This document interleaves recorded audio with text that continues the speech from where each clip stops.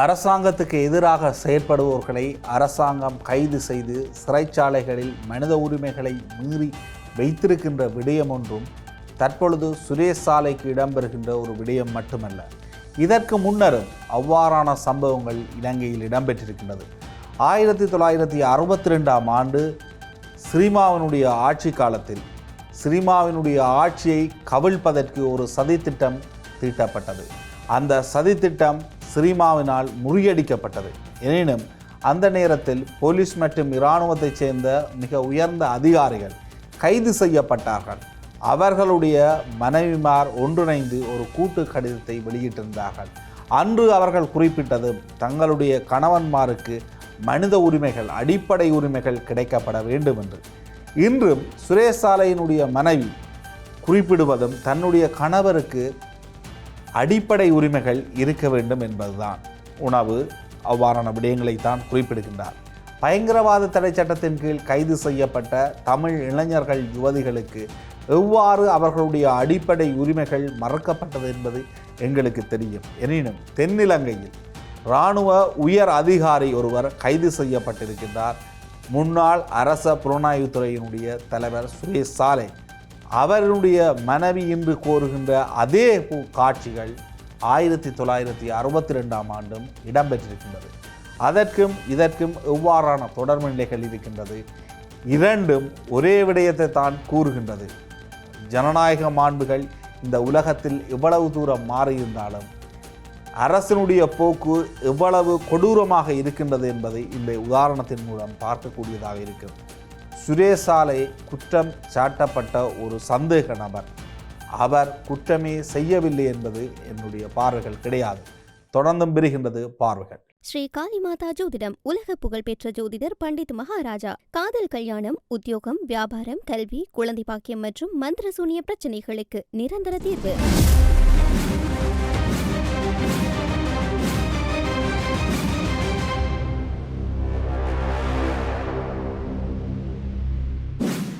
இலங்கையினுடைய வரலாற்றில் 1962ஆம் ஆண்டு ஜனவரி மாதம் 27ஆம் திகதி நள்ளிரவில் நடக்கவிருந்த அந்த சம்பவம் மட்டும் வெற்றிகரமாக முடிந்திருந்தால் இன்று நாம் பார்க்கும் இலங்கை முற்றிலும் வேறொரு நாடாக மாறியிருக்கும். உலகிலேயே முதன்முறையாக தேர்ந்தெடுக்கப்பட்ட ஒரு பெண் பிரதமரான சிறிமாவோ பண்டாரநாயக்காவின் அரசாங்கத்தை ஆயுதம் தாங்கிய இராணுவம் மற்றும் போலீஸ் அதிகாரிகள் மிக ரகசியமாக தூக்கி எறிய திட்டமிட்டனர். இதுதான் வரலாற்றில் 1962 சிலோன் சதி புரட்சி என்று அழைக்கப்படுகிறது. 1956இல் ஆட்சிக்கு வந்த பண்டாரநாயக்கா சிரிமாவின் கணவர். சிங்களம் மட்டும் சட்டத்தை கொண்டு வந்தவர். அதுவரை ஆங்கிலத்தில் இயங்கிய அரச நிர்வாகம் ஒரே நாளில் மாறியதால் தமிழ் மக்கள் மட்டுமல்லாமல் ஆங்கிலத்தை மட்டுமே நம்பியிருந்த பல உயர் அதிகாரிகளும் சிறுபான்மையினரான கிறிஸ்தவர்களும் கடுமையாக பாதிக்கப்பட்டனர். 1959இல் பண்டாரநாயக்கா படுகொலை செய்யப்பட்ட பிறகு அவரது மனைவி சிறிமாவோ பண்டாரநாயக்கா பிரதமரானார். அவரது ஆட்சியில் பொருளாதார கொள்கைகள் மிக கடுமையாக்கப்பட்டன. தனியார் நிறுவனங்கள் மற்றும் கிறிஸ்தவ பள்ளிகள் அரசால் கையகப்படுத்தப்பட்டன. இதனால் நாட்டின் உயர்மட்ட அதிகாரிகள், குறிப்பாக இராணுவம் மற்றும் போலீஸ் துறையில் இருந்த கத்தோலிக்க, அங்கிலிக்கன் மற்றும் சிறுபான்மை தமிழ் அதிகாரிகள் அரசு மீது கடும் அதிருப்தி அடைந்தனர். நாடு ஒரு கம்யூனிஸ்டிய பாதையிலோ அல்லது சர்வாதிகாரத்திலோ விழப்போகிறது. அதை தடுக்க வேண்டும் என்பதே சதிகாரர்களின் வாதமாக இருந்தது. 1962 ஜனவரி 27 சனிக்கிழமை இரவு 10 மணிக்கு சதித்திட்டம் அரங்கேற இருந்தது. இதற்கென வைக்கப்பட்ட இரகசிய பெயர்தான் ஆபரேஷன் கெல்பாஸ்ட். இதன்படி பிரதமர் சிறிமாவோ பண்டாரநாயக்கா மற்றும் முக்கிய அமைச்சர்கள் நள்ளிரவு கைது செய்யப்பட்டு கொழும்பு கோட்டையில் உள்ள இராணுவ தலைமையக பின்காவல் அறையில் சிறை வைக்கப்பட வேண்டும். கொழும்பு நகருக்குள் வரும் அனைத்து பாதைகளும் மூடப்பட்டு தொலைபேசி மற்றும் தகவல் தொடர்பு, தொலைத்தொடர்பு முற்றாக துண்டிக்கப்பட வேண்டும். அன்றிரவு கொழும்பு கடமையில் இருக்கும் போலீஸ் அதிகாரிகளுக்கு கண்ணீர் புகை குண்டுகள் மற்றும் ஆயுதங்கள் விநியோகிக்கப்பட்டு அவர்கள் சதித்திட்டத்திற்கு ஆதரவாக பயன்படுத்தப்பட வேண்டும். இதன் பிறகு அப்போதைய ஆளுநர் சர் ஒலிவர் குணத்திலக்கவிடம் தற்காலிகமாக ஆட்சியை ஒப்படைத்து ஒரு புதிய இராணுவ குழு நாட்டை வழிநடத்தும் என்று திட்டமிடப்பட்டிருந்தது. சதித்திட்டம் தொடங்குவதற்கு சரியாக சில மணி நேரங்களுக்கு முன்பு சதியில் ஈடுபட்டிருந்த போலீஸ் அதிகாரி ஒருவர் மனச்சாட்சி உறுத்தியதனால் தனது மாமனாரான எம்பி ஒருவரிடம் விஷயத்தை கூறினார். அவர் உடனடியாக அன்றைய இளம் அமைச்சரான பெலிக்ஸ் டயஸ் பண்டாரநாயக்காவிடம் தகவலை கொண்டு சேர்த்தார். அதிர்ச்சியடைந்த அமைச்சர் பொலிக்ஸ் உடனடியாக பிரதமர் சிறிமாவோவை அலர்ட் செய்தார். நள்ளிரவு தாக்குதலுக்கு தயாராகி கொண்டிருந்த சதிகாரர்கள் திட்டம் கசிந்த உணர்வதற்குள் அரசாங்கம் முந்திக் கொண்டது. சதி திட்டத்தின் தலைவர்களான சிசி திசாநாயக்கா, துணை போலீஸ் மா அதிபர் கேர்னல் FCD ஷாம் உள்ளிட்ட 8 முக்கிய அதிகாரிகள் உடனடியாக கைது செய்யப்பட்டனர். இங்குதான் பேசும் முக்கிய வரலாற்று ஒப்பீடு தொடங்குகிறது. கைது செய்யப்பட்ட இந்த உயர் அதிகாரிகள் எவ்வித விசாரணையுமின்றி கொழும்பு மெகசின் சிறையிலும் பனாங்கொடை இராணுவ முகாமிலும் கடுமையான தனிமை சிறையில் அடைக்கப்பட்டனர். கைது செய்யப்பட்டு 3 வாரங்கள் கடந்தும் தங்களது கணவன்மார்கள் உயிரோடு இருக்கின்றார்களா, அவர்களின் மனநிலை எப்படி இருக்கின்றது என்பதை அறிய அவர்களின் மனைவிகளுக்கு அனுமதி மறுக்கப்பட்டது. இதனால் கொதித்தெழுந்த கைதிகளின் மனைவிகள் 8 பேர், திருமதி ஆர் ஆபிரகாம், திருமதி எம் லொயலா, திருமதி சிசி திசாநாயக்கா உள்ளிட்ட 8 பேர் 1962 பிப்ரவரி 21 அன்று பாதுகாப்பு அமைச்சுக்கு ஒரு கூட்டு தந்தி கடிதத்தை எழுதினார்கள். அவர்கள் கடிதத்தில் கேட்டது குற்றச்சாட்டுக்கள் மீதான விடுதலையை அல்ல, மாறாக அடிப்படை உரிமைகளை. அவர்களை தனிமை சிறையில் அடைப்பது அவர்களின் மனநிலையை கடுமையாக பாதிக்கும். அவர்கள் இன்னும் குற்றவாளிகள் என நிரூபிக்கப்படவில்லை. எனவே அவர்களுக்கு போதுமான உணவு, உடை, மருந்துகள் மற்றும் குடும்பத்தினரை சந்திக்க வாய்ப்பு வழங்கப்பட வேண்டும். இன்று பயங்கரவாத தடுப்புச் சட்டத்தின் கீழ் தடுத்து வைக்கப்பட்டுள்ள முன்னாள் புலனாய்வு பிரிவின் இயக்குனர் சுரேஷ் ஷாலே என்பவரின் உடல்நிலை மோசமடைந்துள்ளதாகவும் அவருக்கு சரியான மருத்துவ மற்றும் குடும்ப சந்திப்பு வசதிகள் வழங்கப்படவில்லை என்றும் அவரது மனைவி மற்றும் ஆதரவாளர்கள் குற்றச்சாட்டுக்களை முன்வைக்கின்றார்கள்.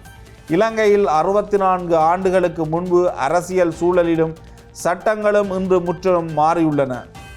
இன்று மனித உரிமைகள் ஆணைக்குழு, நீதிமன்ற மறு ஆய்வுகள் என பல பாதுகாப்பு அரண்கள் உள்ளன.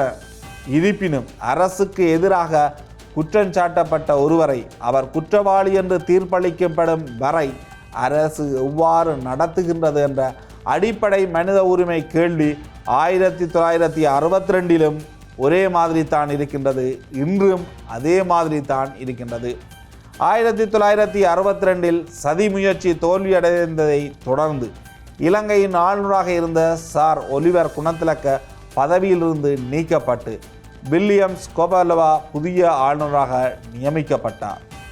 கைது செய்யப்பட்ட அதிகாரிகளுக்கு எதிராக புதிய சட்டங்கள் இயற்றப்பட்டு விசாரணைகள் நடந்தன. இறுதியாக பிரிட்டனின் பிரிவி கவுன்சில் தலையீட்டின் மூலம் இலங்கை அரசு அவர்களுக்கு எதிராக பயன்படுத்திய குற்றச்சாட்டுக்கு பின்னரானாக உருவாக்கப்பட்ட சட்டங்கள் செல்லாதென அறிவிக்கப்பட்டதனால் அவர்கள் அனைவரும் பின்னர் விடுவிக்கப்பட்டனர்.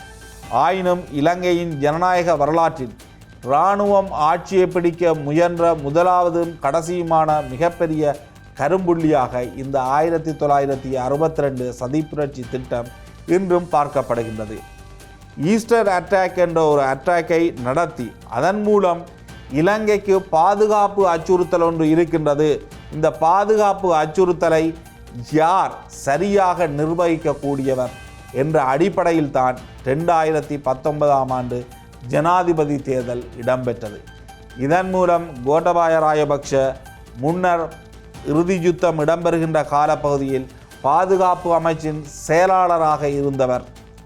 ஆகவே அவர் இறுதி யுத்தத்தை எவ்வாறு கையாண்டாரோ அதே போன்று தீவிரவாத தாக்குதலையும் எதிராக கையாளக்கூடிய பாதுகாப்பு அச்சுறுத்தல் இல்லாத ஒரு நாட்டை உருவாக்கக்கூடியவர் என்ற பிம்பத்தின் மூலம் நாட்டின் ஜனாதிபதியாக தெரிவு செய்யப்பட்டார்.